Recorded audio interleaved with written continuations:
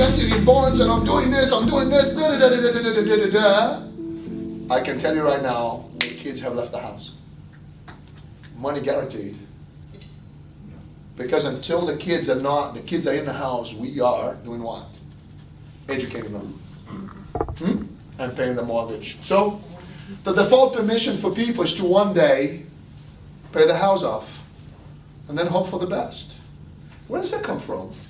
Get an education, go to the city, and get a job. Oh, I need security. What security?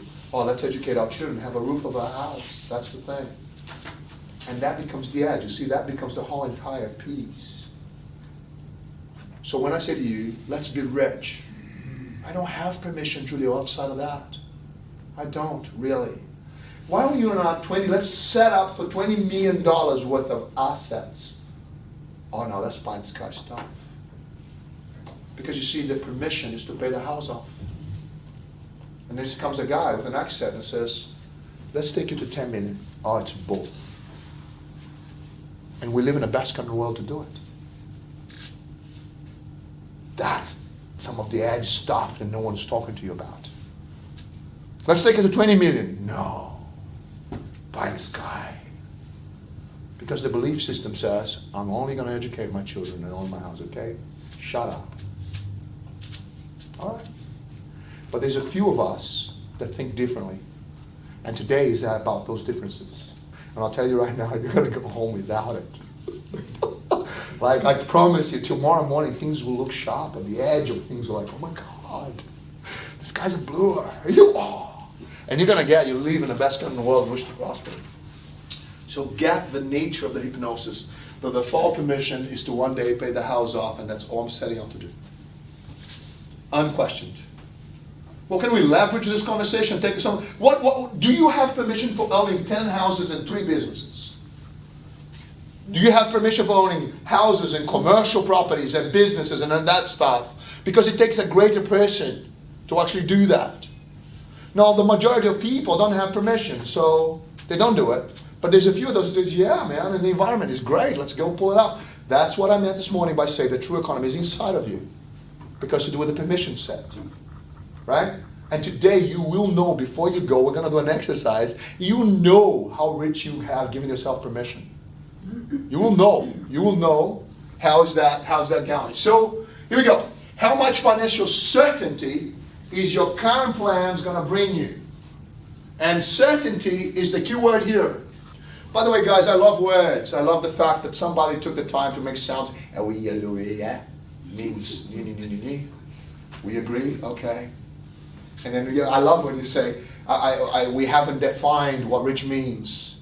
Do you understand? And then I say, oh, rich for you and rich for me. And we're going to do an exercise around that. But your current plans, I want to talk to you about certainty. And this is the moment where people go like, oh, Julia, I don't like you anymore. Okay. How much certainty is your current plan going to produce? Let's switch certainty to financial independence. Get clear, it's pie in the sky for most people, financial independence. It's an unattainable goal. Once you get the code, you will make more money than what you need and want. It's an unattainable goal for most people, but once you get the code and you know what to do, you will make more money than you need or want. So then you can give money away. The antidote to greed is generosity. But you got to take care of yourself first, and then of your family, and then of your community. Does it make sense? And that's the order. You got to adjust your own software first. Upgrade the permission sets. Yeah? And then make more than what you need and need. So that's what we're doing today. How's the super going, huh? You already understand that superannuation is a mechanism because most people are hypnotized. So they create superannuation as a mechanism to say, when you finish your life, you're not going to be dependent on the government, right? So somewhere, and most people still haven't learned. They retire. There's a lot of people going to self-managed super funds, and they actually have no idea how to self-manage. Yeah? Because the permission sets are not there to have money work for them, right? So let's smash the hypnosis today. I would love for all of you to write down, because there's a few notes, and those notes are years of meditation. I'm telling you now. Would you please write that down? Your numbers have no feelings. It is very important. You have a bunch of feelings about your numbers. But your numbers have no feelings back to you. If you were to go and take the bank account right now and have a look at it, I'll tell you, you're going to have some feelings about it. But that number in the bank account has no feelings back at you. So your numbers have no feelings, zero feelings. There's humans who put feelings and meaning into everything. I want you to imagine, all of us, so we can come in this story together and get the imagination right. Imagine that the permission setting is to pay your house off. So would you, all of you, please imagine that you have been working your butt off and things went well and you paid your house off. Can you come there with me? Zero debt. Everybody clear? Zero debt, house is yours, your pet is yours, you own it. And now, you woke up one morning and said, you know what, it'd be great to have a swimming pool at the back and a music room. So you called the architects. He came by and the guy says, oh, I can do everything for you. I can do the swimming pool, I can do the music room, I can go to the council, get the permissions, get the builders, the whole lot, $100,000. Everybody clear? So now that I said to you, the renovation is going to be 100 grand, $100,000 is the biggest number. It comes right in the middle of your visor. Boom, $100,000. Now notice that you're going to do this. Will I do it? Will I not do it? Any big decisions is the big number. Will I do it or not do it? You start considering. The moment that you make the decision, you know what? I'm doing it.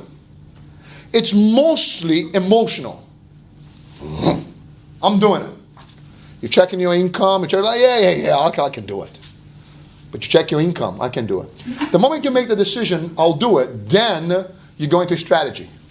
Then you go into logic. So the moment you make the decision to borrow 100 grand, so how do you see how you engage with your numbers? You're going to go on the internet and start looking for interest rates. Right? 7%, Julia, what are you talking about 7%? This bank here is doing a 6. And this other bank is doing a 5. Oh, I found a bank at 4.38. Oh, there's another one with a special over there. Do you understand that? The moment that you find the bank with the cheapest rate, you think, I found a deal. And you take the cheapest rate. That's most people we know. Now I want to be very clear with you, the cheapest rate is just that. A loan with the cheapest rate comes with no frills. It's just a cheap loan.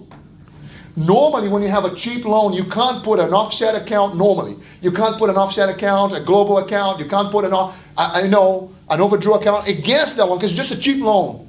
Sometimes you want the loan with all the frills, have this strategy. Even if you paid 0.5% higher, you still better off if you have a strategy.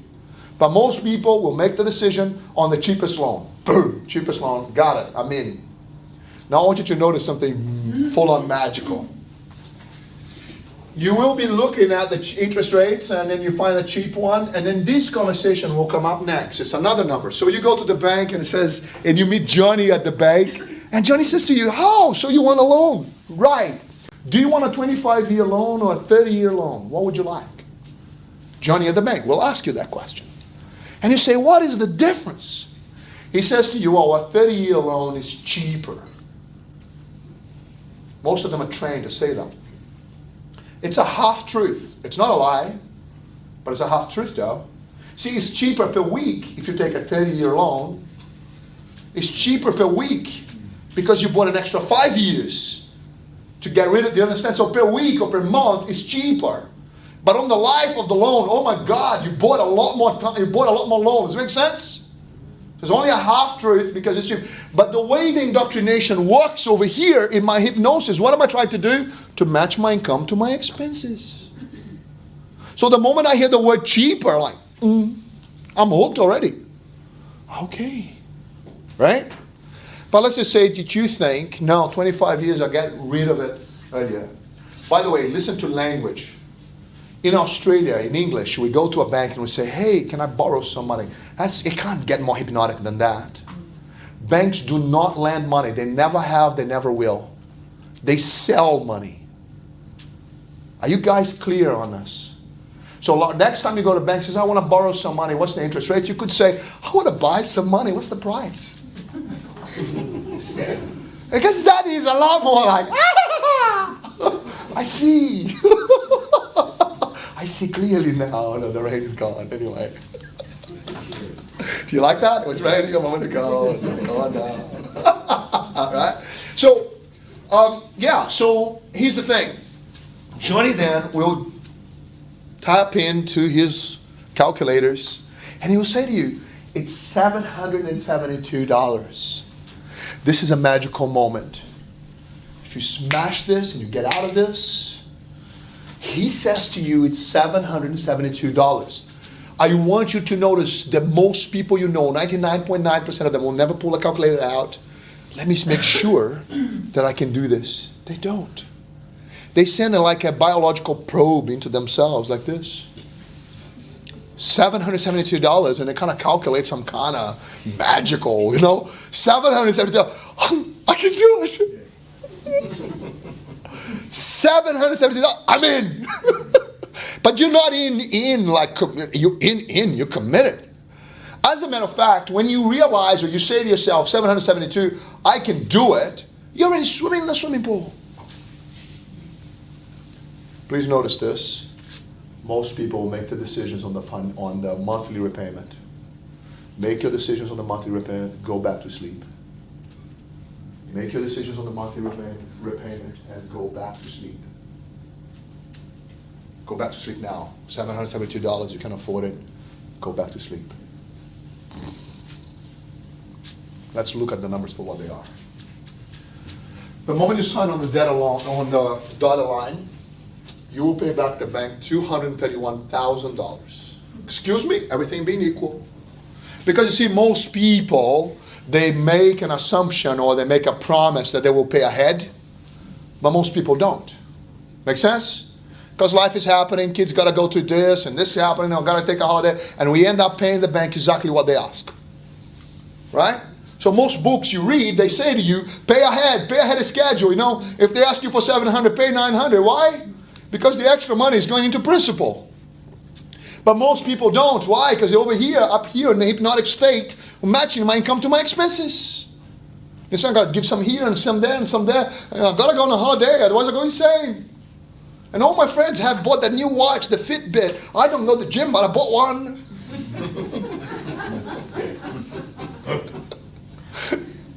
I'm talking about myself. Right there. Right? So here we go. And then when you go to the bank, they will give you, this is the life of the loan. See, by law, this is beautiful, consumer protection, right? By law, every financial institution has to give you the life of the loan. But you didn't check. You didn't read it at all. You already made up your mind. You can't afford the $772. So the truth is, this is the life of the loan. This is the $100,000. This is the next 25 years. And this is the loan coming down. And they have to give it to you. Some banks give it to you in a graph. Some banks give it to you in a table. But one of the things is, I can afford the $772. I'm doing it. I'm in. And then you start paying this guy's back. Off you go. But let's have a look at this. So you pay them $9,000. Yeah. If you were to walk into the bank at the end of the fixture and say, good morning, how am I doing? What? How good I am with my debt? Yeah, let's have a look at it. So you paid us $9,000. You're good for $1,000. Excuse me? Yeah. See, now you're going to learn two words as an adult. They're going to do this to you. They're going to show you two words and they're going to put them together like this. And never before you heard this before. He's go. Hey man, I gave you all this money. $9,000, I'm down to $1,000. What's going on? Why is that? Oh, well, it's because you're paying the principal. You're paying the interest component first. Excuse me? See, because is a very powerful word.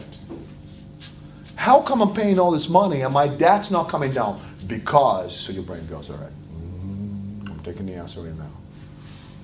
You're paying the interest component. See, the word interest and component get combined. It gives a different meaning. Look at this.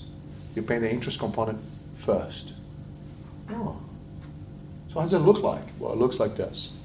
In the first few years of the loan, the bulk of the money you're paying in. So when we lend you the $100,000, there's an incredible amount of interest we're going to charge in the life of the loan. So we charge you the interest component first. So you're paying the interest component. And after that is cleared, then you start paying the principal. So the bulk of the money that you are paying in is going to the interest component, not into the principal. And that's what's happening. Now let's have a look. 5 years in this gig, you pay them back $46,000. What you do for 7?